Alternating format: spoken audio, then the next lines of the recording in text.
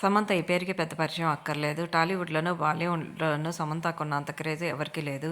సమంత రాజ్ నిడన్‌ని రీసెంట్‌గా పెళ్లి చేసుకున్న సంగతి తెలిసిందే. పెళ్లి తర్వాత సమంత లుక్‌కు సంబంధించిన వీడియోస్ ఎప్పుడూ బయటికి రాలేదు.